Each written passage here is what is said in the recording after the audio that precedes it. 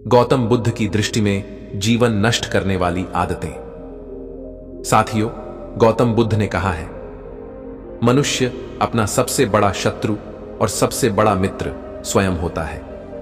लेकिन कई बार हम ऐसी आदतें पाल लेते हैं जो हमारे जीवन को बर्बादी की ओर ले जाती हैं। आज मैं आपको एक कहानी के माध्यम से बताना चाहता हूं कि बुद्ध के अनुसार कौन सी बातें हमारा जीवन नष्ट कर सकती हैं।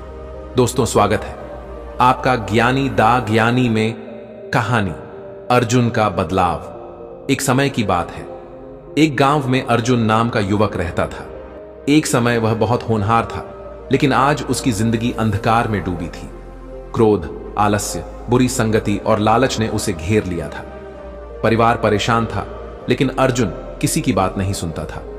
एक दिन उसकी मुलाकात एक संत से हुई। संत ने कहा, बेटा, तुम्हारे जीवन में 4 राक्षस हैं।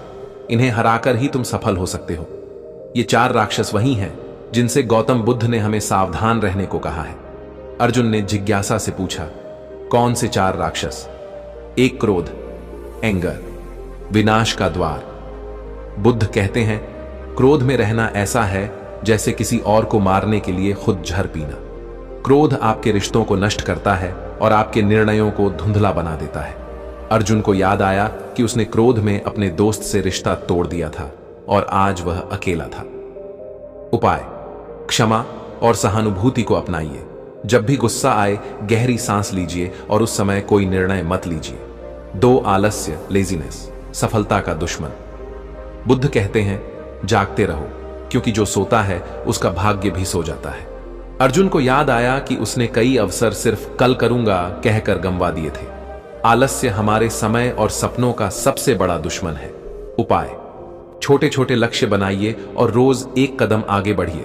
सुबह जल्दी उठिए और अपने समय का सम्मान कीजिए। 3 बुरी संगति, बैड कंपनी, पतन का कारण। बुद्ध कहते हैं, 1000 मूर्खों की संगति से एक बुद्धिमान व्यक्ति की संगति बेहतर है। अर्जुन को समझ आया कि उसकी बर्बादी की वजह बुरी संगति थी, जिसने उसे गलत रास्तों पर धकेल दिया था। संगति आपके चरित्र और भविष्य को बनाती या बिगाड़ती है। उपाय: ऐसे लोगों के साथ रहें जो आपको प्रेरित करें और आपको सही मार्ग दिखाएं। यदि अच्छी संगति न मिले तो अकेले चलना बेहतर है। 4 लालच, ग्रीड, अंतहीन पीड़ा का कारण। बुद्ध कहते हैं, संतोष सबसे बड़ा धन है। अर्जुन ने लालच के कारण कई गलत निर्णय लिए थे। पैसा और संपत्ति के पीछे भागते भागते उसने अपनी शांति खो दी थी। उपाय: संतोष और कृतज्ञता का अभ्यास करें। जो आपके पास है उसकी कद्र करें। पैसा जरूरी है, लेकिन केवल पैसा ही सब कुछ नहीं है। अर्जुन का परिवर्तन और आपकी प्रेरणा। अर्जुन ने उसी दिन तय किया कि वह इन 4 राक्षसों, क्रोध, आलस्य, बुरी संगति और लालच आवा को अपने जीवन से निकाल देगा।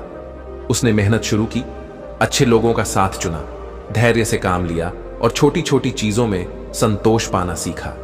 कुछ ही वर्षों में वह सफलता और खुशहाली का प्रतीक बन गया। आपके लिए बुद्ध का संदेश: अगर आप भी जीवन में आगे बढ़ना चाहते हैं तो आज ही इन 4 आदतों से खुद को मुक्त कीजिए, क्योंकि जो क्रोध पर विजय पाता है वह रिश्तों को संजोता है।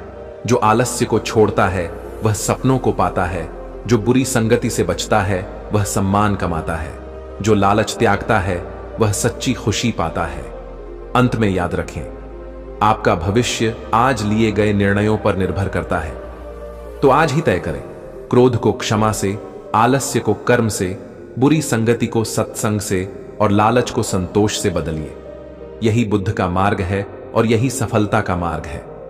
अर्जुन ने संत की बातें सुनकर अपनी जिंदगी बदलने का संकल्प लिया, लेकिन राह आसान नहीं थी। परिवर्तन कभी एक दिन में नहीं आता। अर्जुन को हर दिन संघर्ष करना पड़ा। पहला संघर्ष, क्रोध पर विजय। अर्जुन ने तय किया कि वह किसी भी परिस्थिति में क्रोध नहीं करेगा। लेकिन अगले ही दिन जब वह खेत पर काम कर रहा था, एक मजदूर ने गलती से उसकी फसल खराब कर दी। अर्जुन को बहुत गुस्सा आया, लेकिन उसने गहरी सांस ली और शांत रहा। उसने मजदूर से कहा, कोई बात नहीं, इंसान से गलती होती है, अगली बार ध्यान रखना। उस मजदूर की आंखों में कृतज्ञता थी।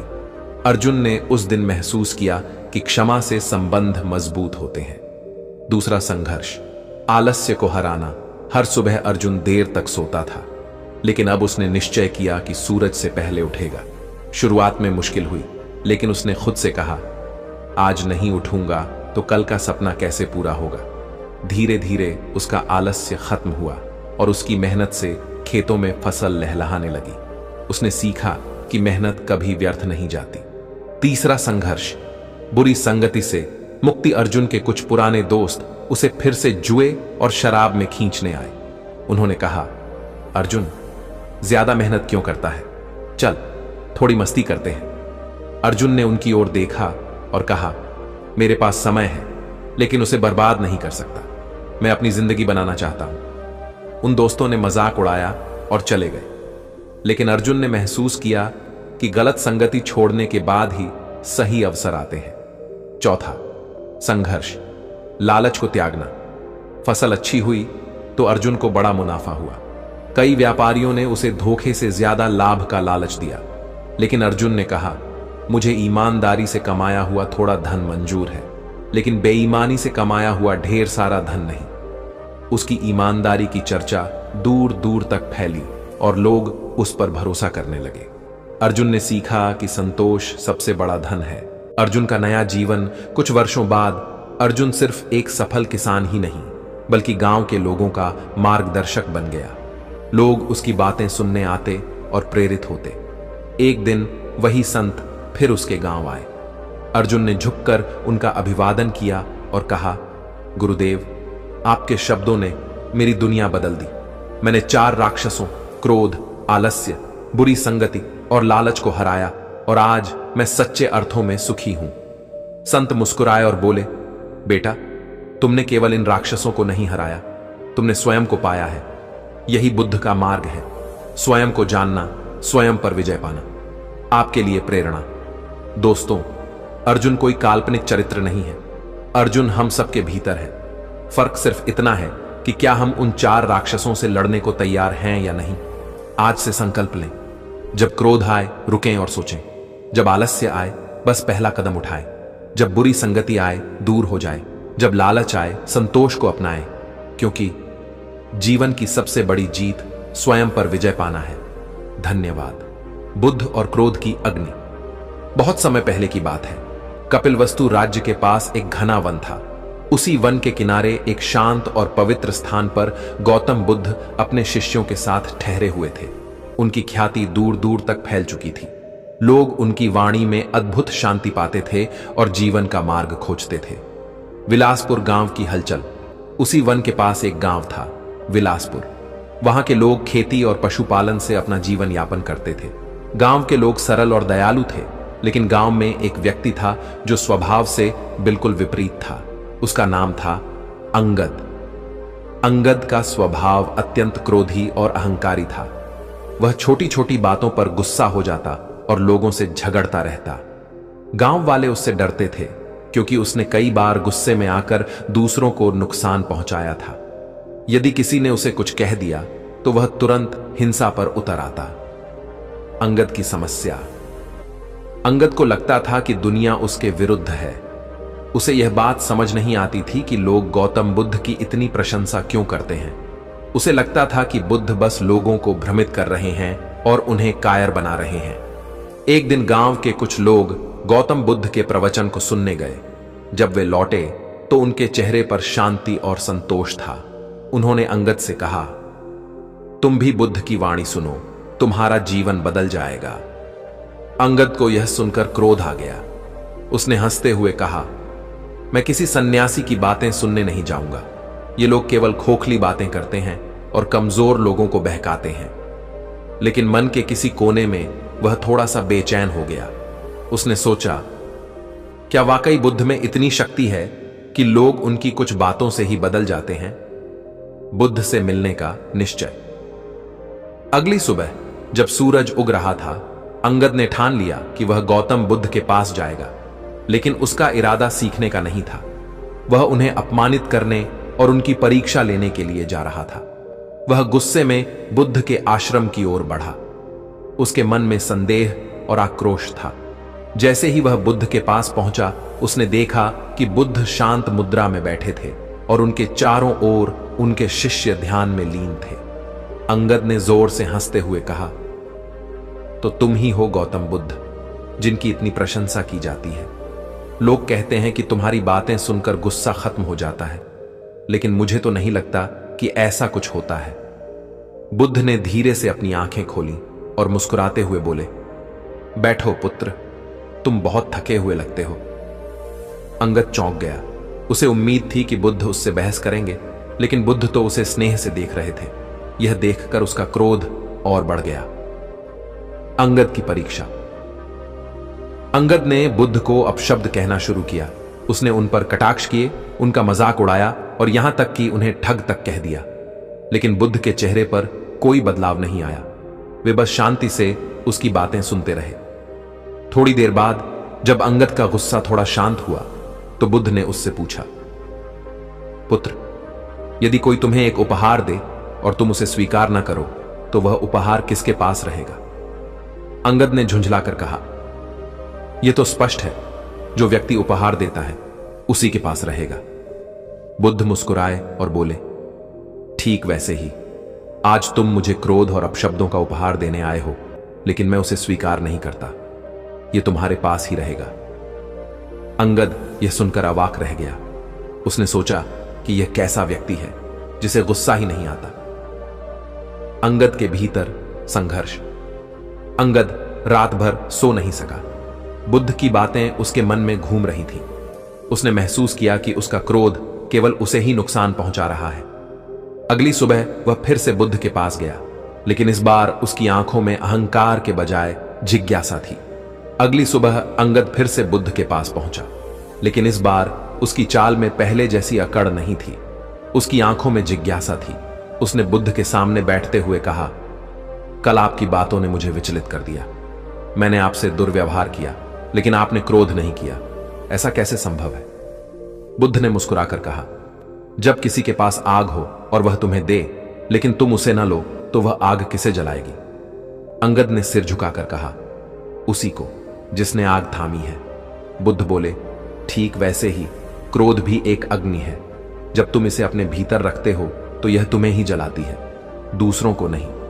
अंगद ने कहा, लेकिन जब कोई मुझे अपमानित करता है या अन्याय करता है तब क्रोध आना स्वाभाविक है।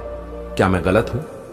बुद्ध ने पास के एक वृक्ष की ओर इशारा किया और बोले, देखो, यह पेड़ धूप और वर्षा सहता है, फिर भी फल देता है। उसकी जड़ें गहरी हैं, इसलिए आंधियां उसे गिरा नहीं पाती। मनुष्य के लिए वह जड़ उसकी सहनशीलता और संयम है। अंगद चुपचाप बैठा रहा। वह सोच रहा था कि क्रोध ने अब तक उसके जीवन में केवल विनाश ही लाया है। तभी एक वृद्ध महिला रोती हुई आई।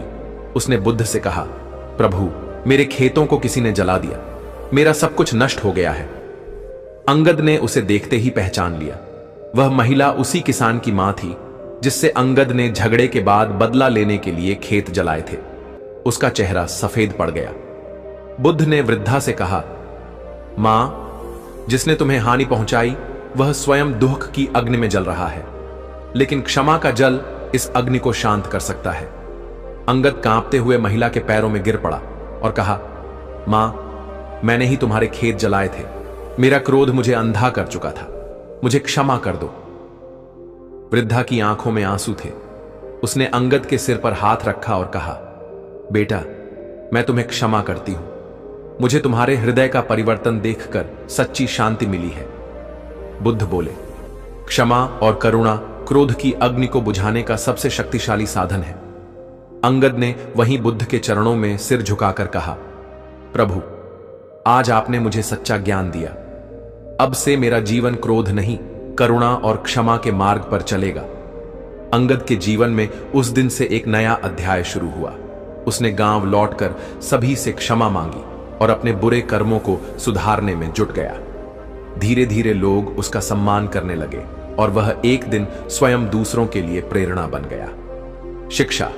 क्रोध स्वयं को ही सबसे पहले जलाता है। क्षमा से बड़ा कोई प्रतिकार नहीं है। संयम और सहनशीलता सच्चे बल की पहचान है। क्रोध पर विजय वही पाता है जो क्षमा और प्रेम को अपना हथियार बनाता है। एक और कहानी, सच्चा दान। बहुत समय पहले की बात है। गौतम बुद्ध अपने शिष्यों के साथ एक गांव में पहुंचे। गांव के लोग बुद्ध के आगमन से अत्यंत प्रसन्न थे। उन्होंने बुद्ध के चरणों में फल, भोजन और वस्त्र चढ़ाकर अपनी श्रद्धा प्रकट की। चारों ओर भक्ति और उल्लास का वातावरण था। गांव के लोग बुद्ध की वाणी सुनने के लिए आतुर थे और उनकी सेवा में हर संभव दान देना चाहते थे। वहीं गांव के एक छोर पर एक छोटी सी झोपड़ी में सुगति बाटित नामक एक वृद्ध महिला रहती थी। उसका जीवन अत्यंत कठिन था। उसके पास न अधिक धन था और न ही कोई बहुमूल्य वस्तु, लेकिन उसका हृदय श्रद्धा से भरा हुआ था। जब उसने सुना कि गौतम बुद्ध गांव में आए हैं, तो उसका मन भी उनसे मिलने और उन्हें कुछ अर्पित करने के लिए व्याकुल हो उठा। सुगति ने अपनी झोपड़ी में इधर उधर देखा। वहां न तो कोई अनाज था और न ही कोई कीमती वस्तु, लेकिन उसकी दृष्टि एक कोने में पड़ी टूटी हुई मिट्टी की कटोरियन पर पड़ी। वह कटोरी पुरानी थी, लेकिन उसे बहुत प्रिय थी, क्योंकि यह उसके दिवंगत पति की अंतिम निशानी थी। सुगति के मन में द्वंद्व था। वह सोचने लगी, यह कटोरी मेरे लिए अमूल्य है, लेकिन बुद्ध के चरणों में अर्पित करना ही सच्ची श्रद्धा होगी। अंत में उसने अपने मन को दृढ़ किया और कटोरी को दोनों हाथों में लेकर बुद्ध के पास पहुंची। बुद्ध अपने शिष्यों के साथ वट वृक्ष के नीचे बैठे थे। उनके चेहरे पर दिव्य तेज और अपार शांति थी।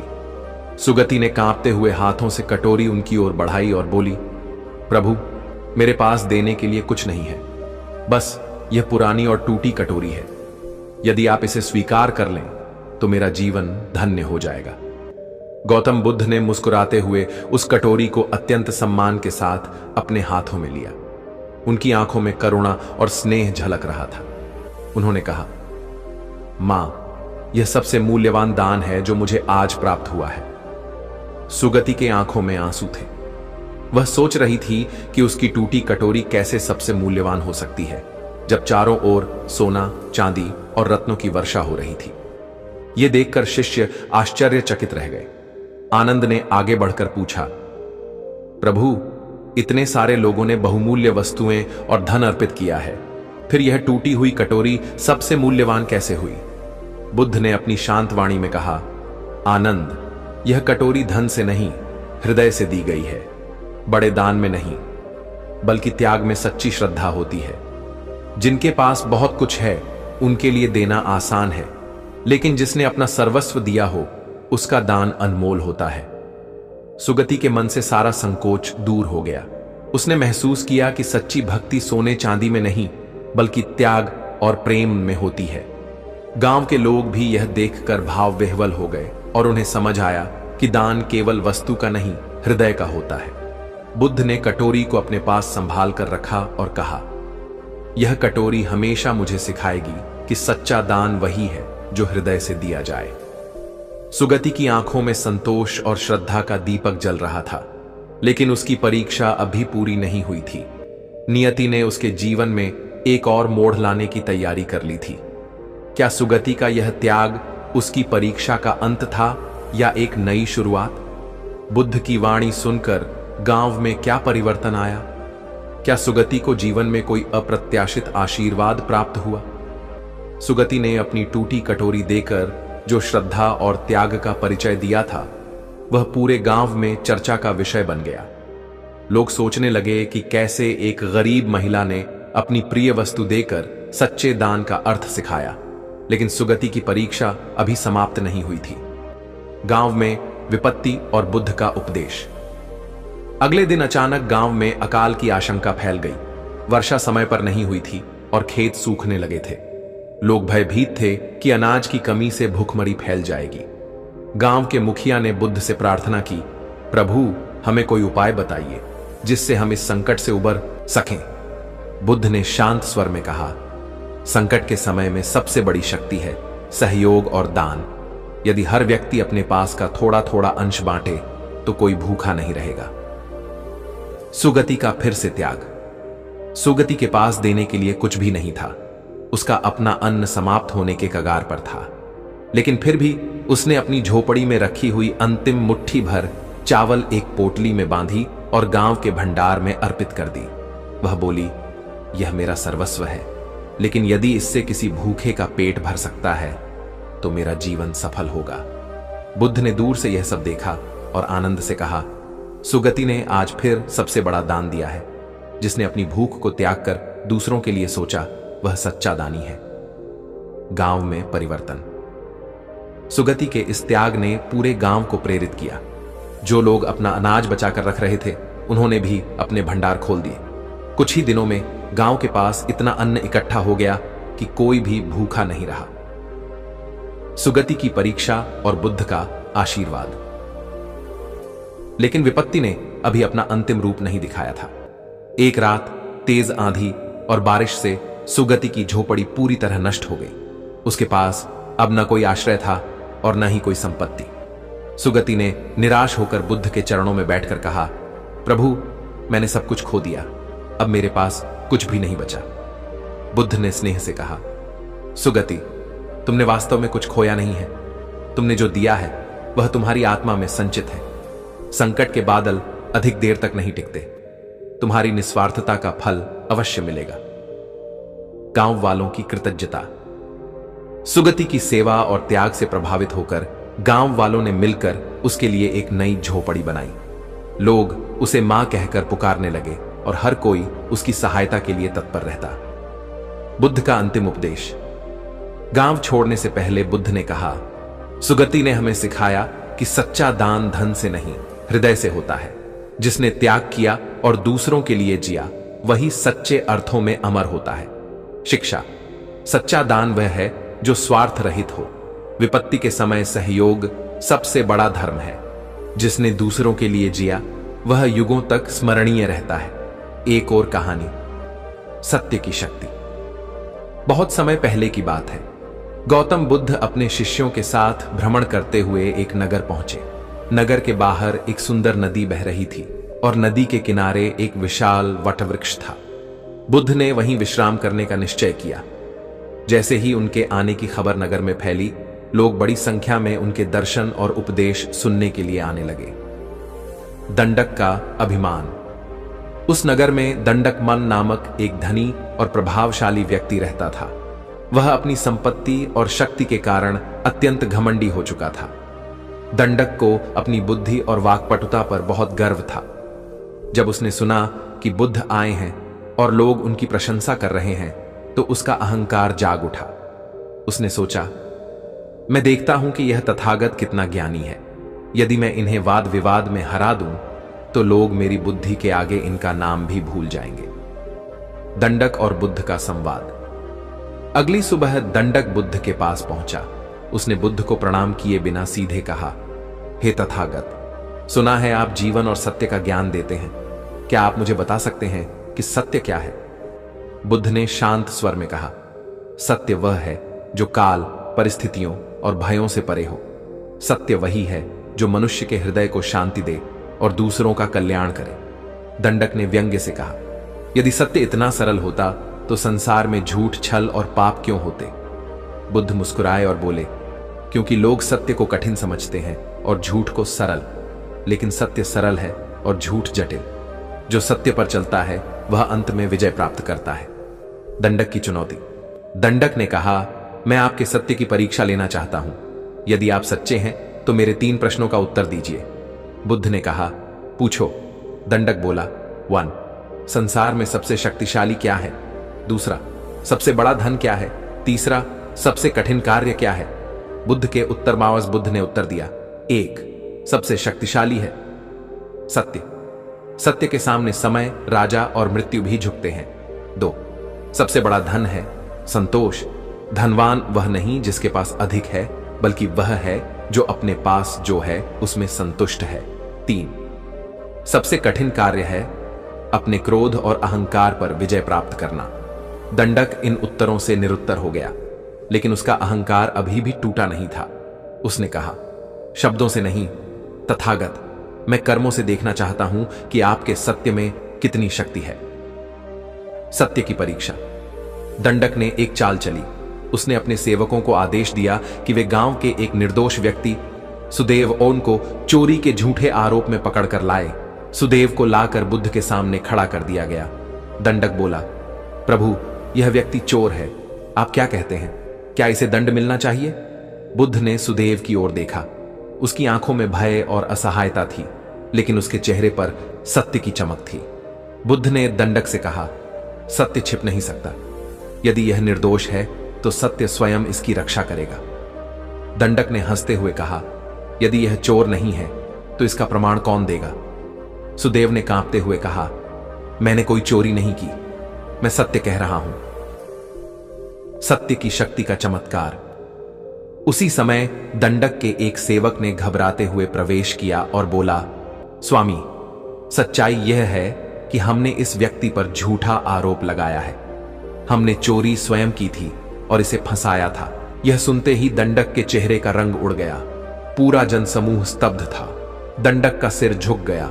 उसने सुदेव के चरणों में गिरकर क्षमा मांगी और फिर बुद्ध से कहा, प्रभु, आज मैंने अपनी आंखों से सत्य की शक्ति देख ली। मेरा अहंकार चूर चूर हो गया है। दंडक का परिवर्तन। दंडक ने उसी समय प्रतिज्ञा ली कि वह सदा सत्य और धर्म के मार्ग पर चलेगा। उसने सुदेव को सम्मान सहित मुक्त किया और उसकी सहायता के लिए धन और भूमि प्रदान की। उसके बाद उसने अपनी संपत्ति से एक आश्रम बनवाया जहां लोग शिक्षा और ध्यान प्राप्त कर सके। बुद्ध का उपदेश। बुद्ध ने कहा, सत्य की शक्ति अदृश्य होती है लेकिन अजेय होती है। कोई उसे पराजित नहीं कर सकता। अहंकार सत्य का सबसे बड़ा शत्रु है। जब अहंकार मिटता है तभी सत्य प्रकट होता है। सत्य पर चलने वाले को कभी भय नहीं होता, क्योंकि सत्य स्वयं उसकी ढाल बन जाता है। कहानी का अगला भाग। क्या दंडक अपने व्रत पर कायम रह पाया? बुद्ध के जाने के बाद नगर में कौन सी नई चुनौती आई? सत्य की रक्षा के लिए दंडक को किस नई परीक्षा से गुजरना पड़ा? साथियों, गौतम बुद्ध ने कहा है, मनुष्य अपना सबसे बड़ा शत्रु और सबसे बड़ा मित्र स्वयं होता है। लेकिन कई बार हम ऐसी आदतें पाल लेते हैं जो हमारे जीवन को बर्बादी की ओर ले जाती हैं। आज मैं आपको एक कहानी के माध्यम से बताना चाहता हूं कि बुद्ध के अनुसार कौन सी बातें हमारा जीवन नष्ट कर सकती हैं। दोस्तों, स्वागत है आपका ज्ञानी दा ज्ञानी में कहानी अर्जुन का बदलाव। एक समय की बात है। एक गांव में अर्जुन नाम का युवक रहता था। एक समय वह बहुत होनहार था, लेकिन आज उसकी जिंदगी अंधकार में डूबी थी। क्रोध, आलस्य, बुरी संगति और लालच ने उसे घेर लिया था। परिवार परेशान था, लेकिन अर्जुन किसी की बात नहीं सुनता था। एक दिन उसकी मुलाकात एक संत से हुई। संत ने कहा, बेटा, तुम्हारे जीवन में 4 राक्षस हैं। इन्हें हराकर ही तुम सफल हो सकते हो। ये 4 राक्षस वही हैं जिनसे गौतम बुद्ध ने हमें सावधान रहने को कहा है। अर्जुन ने जिज्ञासा से पूछा, कौन से 4 राक्षस? एक क्रोध, एंगर, विनाश का द्वार। बुद्ध कहते हैं, क्रोध में रहना ऐसा है जैसे किसी और को मारने के लिए खुद जहर पीना। क्रोध आपके रिश्तों को नष्ट करता है और आपके निर्णयों को धुंधला बना देता है।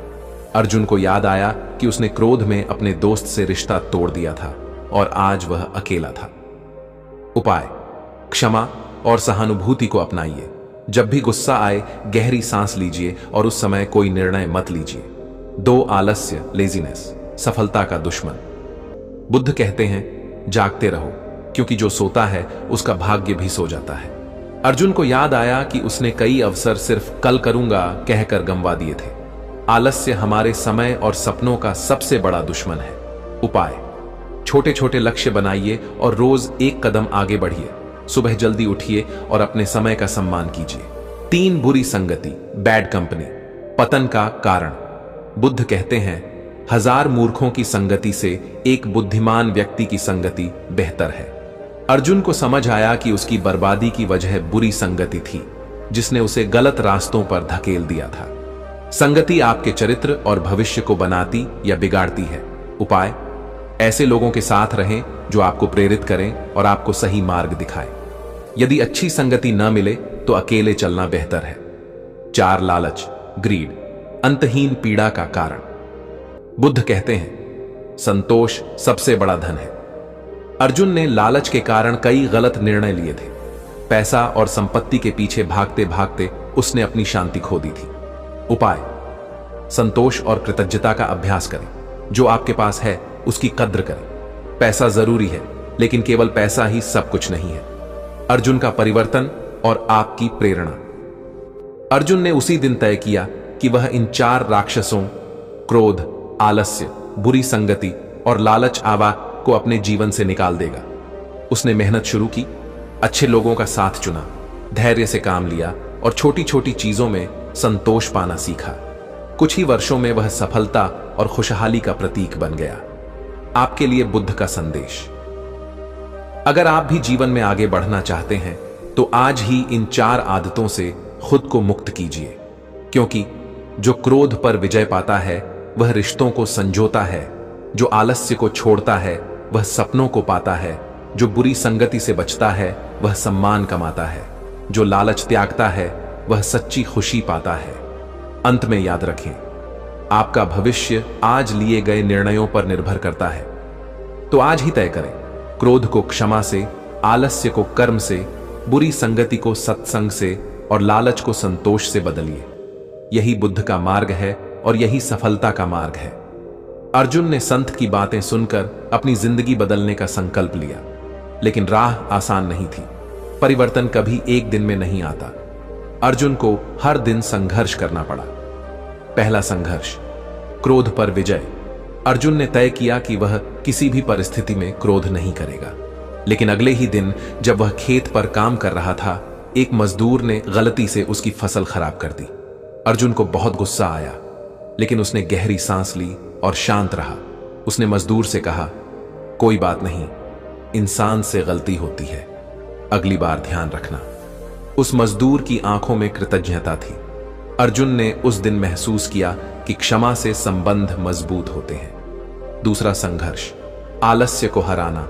हर सुबह अर्जुन देर तक सोता था, लेकिन अब उसने निश्चय किया कि सूरज से पहले उठेगा। शुरुआत में मुश्किल हुई, लेकिन उसने खुद से कहा, आज नहीं उठूंगा तो कल का सपना कैसे पूरा होगा। धीरे धीरे उसका आलस्य खत्म हुआ और उसकी मेहनत से खेतों में फसल लहलहाने लगी। उसने सीखा कि मेहनत कभी व्यर्थ नहीं जाती।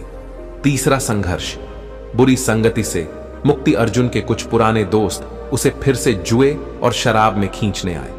उन्होंने कहा, अर्जुन, ज्यादा मेहनत क्यों करता है, चल थोड़ी मस्ती करते हैं। अर्जुन ने उनकी ओर देखा और कहा, मेरे पास समय है, लेकिन उसे बर्बाद नहीं कर सकता। मैं अपनी जिंदगी बनाना चाहता हूं। उन दोस्तों ने मजाक उड़ाया और चले गए, लेकिन अर्जुन ने महसूस किया कि गलत संगति छोड़ने के बाद ही सही अवसर आते हैं। चौथा संघर्ष, लालच को त्यागना। फसल अच्छी हुई तो अर्जुन को बड़ा मुनाफा हुआ। कई व्यापारियों ने उसे धोखे से ज्यादा लाभ का लालच दिया, लेकिन अर्जुन ने कहा, मुझे ईमानदारी से कमाया हुआ थोड़ा धन मंजूर है, लेकिन बेईमानी से कमाया हुआ ढेर सारा धन नहीं। उसकी ईमानदारी की चर्चा दूर दूर तक फैली और लोग उस पर भरोसा करने लगे। अर्जुन ने सीखा कि संतोष सबसे बड़ा धन है। अर्जुन का नया जीवन। कुछ वर्षों बाद अर्जुन सिर्फ एक सफल किसान ही नहीं, बल्कि गांव के लोगों का मार्गदर्शक बन गया। लोग उसकी बातें सुनने आते और प्रेरित होते। एक दिन वही संत फिर उसके गांव आए। अर्जुन ने झुककर उनका अभिवादन किया और कहा, गुरुदेव, आपके शब्दों ने मेरी दुनिया बदल दी। मैंने 4 राक्षसों क्रोध, आलस्य, बुरी संगति और लालच को हराया और आज मैं सच्चे अर्थों में सुखी हूं। संत मुस्कुराए और बोले, बेटा, तुमने केवल इन राक्षसों को नहीं हराया, तुमने स्वयं को पाया है। यही बुद्ध का मार्ग है, स्वयं को जानना, स्वयं पर विजय पाना। आपके लिए प्रेरणा। दोस्तों, अर्जुन कोई काल्पनिक चरित्र नहीं है। अर्जुन हम सबके भीतर है। फर्क सिर्फ इतना है कि क्या हम उन 4 राक्षसों से लड़ने को तैयार हैं या नहीं। आज से संकल्प लें, जब क्रोध आए रुकें और सोचें, जब आलस्य आए बस पहला कदम उठाएं, जब बुरी संगति आए दूर हो जाए, जब लालच आए संतोष को अपनाएं, क्योंकि जीवन की सबसे बड़ी जीत स्वयं पर विजय पाना है। धन्यवाद। बुद्ध और क्रोध की अग्नि। बहुत समय पहले की बात है। कपिलवस्तु राज्य के पास एक घना वन था। उसी वन के किनारे एक शांत और पवित्र स्थान पर गौतम बुद्ध अपने शिष्यों के साथ ठहरे हुए थे। उनकी ख्याति दूर दूर तक फैल चुकी थी। लोग उनकी वाणी में अद्भुत शांति पाते थे और जीवन का मार्ग खोजते थे। विलासपुर गांव की हलचल। उसी वन के पास एक गांव था, विलासपुर। वहां के लोग खेती और पशुपालन से अपना जीवन यापन करते थे। गांव के लोग सरल और दयालु थे, लेकिन गांव में एक व्यक्ति था जो स्वभाव से बिल्कुल विपरीत था। उसका नाम था अंगद। अंगद का स्वभाव अत्यंत क्रोधी और अहंकारी था। वह छोटी छोटी बातों पर गुस्सा हो जाता और लोगों से झगड़ता रहता। गांव वाले उससे डरते थे क्योंकि उसने कई बार गुस्से में आकर दूसरों को नुकसान पहुंचाया था। यदि किसी ने उसे कुछ कह दिया तो वह तुरंत हिंसा पर उतर आता। अंगद की समस्या। अंगद को लगता था कि दुनिया उसके विरुद्ध है। उसे यह बात समझ नहीं आती थी कि लोग गौतम बुद्ध की इतनी प्रशंसा क्यों करते हैं। उसे लगता था कि बुद्ध बस लोगों को भ्रमित कर रहे हैं और उन्हें कायर बना रहे हैं। एक दिन गांव के कुछ लोग गौतम बुद्ध के प्रवचन को सुनने गए। जब वे लौटे तो उनके चेहरे पर शांति और संतोष था। उन्होंने अंगद से कहा, तुम भी बुद्ध की वाणी सुनो, तुम्हारा जीवन बदल जाएगा। अंगद को यह सुनकर क्रोध आ गया। उसने हंसते हुए कहा, मैं किसी सन्यासी की बातें सुनने नहीं जाऊंगा। ये लोग केवल खोखली बातें करते हैं और कमजोर लोगों को बहकाते हैं। लेकिन मन के किसी कोने में वह थोड़ा सा बेचैन हो गया। उसने सोचा, क्या वाकई बुद्ध में इतनी शक्ति है कि लोग उनकी कुछ बातों से ही बदल जाते हैं? बुद्ध से मिलने का निश्चय। अगली सुबह जब सूरज उग रहा था, अंगद ने ठान लिया कि वह गौतम बुद्ध के पास जाएगा। लेकिन उसका इरादा सीखने का नहीं था। वह उन्हें अपमानित करने और उनकी परीक्षा लेने के लिए जा रहा था। वह गुस्से में बुद्ध के आश्रम की ओर बढ़ा। उसके मन में संदेह और आक्रोश था। जैसे ही वह बुद्ध के पास पहुंचा, उसने देखा कि बुद्ध शांत मुद्रा में बैठे थे और उनके चारों ओर उनके शिष्य ध्यान में लीन थे। अंगद ने जोर से हंसते हुए कहा, तो तुम ही हो गौतम बुद्ध, जिनकी इतनी प्रशंसा की जाती है। लोग कहते हैं कि तुम्हारी बातें सुनकर गुस्सा खत्म हो जाता है, लेकिन मुझे तो नहीं लगता कि ऐसा कुछ होता है। बुद्ध ने धीरे से अपनी आंखें खोली और मुस्कुराते हुए बोले, बैठो पुत्र, तुम बहुत थके हुए लगते हो। अंगद चौंक गया। उसे उम्मीद थी कि बुद्ध उससे बहस करेंगे, लेकिन बुद्ध तो उसे स्नेह से देख रहे थे। यह देखकर उसका क्रोध और बढ़ गया। अंगद की परीक्षा। अंगद ने बुद्ध को अपशब्द कहना शुरू किया। उसने उन पर कटाक्ष किए, उनका मजाक उड़ाया और यहां तक कि उन्हें ठग तक कह दिया। लेकिन बुद्ध के चेहरे पर कोई बदलाव नहीं आया। वे बस शांति से उसकी बातें सुनते रहे। थोड़ी देर बाद जब अंगद का गुस्सा थोड़ा शांत हुआ तो बुद्ध ने उससे पूछा, पुत्र, यदि कोई तुम्हें एक उपहार दे और तुम उसे स्वीकार न करो तो वह उपहार किसके पास रहेगा? अंगद ने झुंझलाकर कहा, यह तो स्पष्ट है, जो व्यक्ति उपहार देता है उसी के पास रहेगा। बुद्ध मुस्कुराए और बोले, ठीक वैसे ही आज तुम मुझे क्रोध और अपशब्दों का उपहार देने आए हो, लेकिन मैं उसे स्वीकार नहीं करता। यह तुम्हारे पास ही रहेगा। अंगद यह सुनकर अवाक रह गया। उसने सोचा कि यह कैसा व्यक्ति है जिसे गुस्सा ही नहीं आता। अंगद के भीतर संघर्ष। अंगद रात भर सो नहीं सका। बुद्ध की बातें उसके मन में घूम रही थीं। उसने महसूस किया कि उसका क्रोध केवल उसे ही नुकसान पहुंचा रहा है। अगली सुबह वह फिर से बुद्ध के पास गया, लेकिन इस बार उसकी आंखों में अहंकार के बजाय जिज्ञासा थी। अगली सुबह अंगद फिर से बुद्ध के पास पहुंचा, लेकिन इस बार उसकी चाल में पहले जैसी अकड़ नहीं थी। उसकी आंखों में जिज्ञासा थी। उसने बुद्ध के सामने बैठते हुए कहा, कल आपकी बातों ने मुझे विचलित कर दिया। मैंने आपसे दुर्व्यवहार किया, लेकिन आपने क्रोध नहीं किया। ऐसा कैसे संभव है? बुद्ध ने मुस्कुराकर कहा, जब किसी के पास आग हो और वह तुम्हें दे, लेकिन तुम उसे न लो, तो वह आग किसे जलाएगी? अंगद ने सिर झुकाकर कहा, उसी को जिसने आग थामी है। बुद्ध बोले, ठीक वैसे ही क्रोध भी एक अग्नि है। जब तुम इसे अपने भीतर रखते हो तो यह तुम्हें ही जलाती है, दूसरों को नहीं।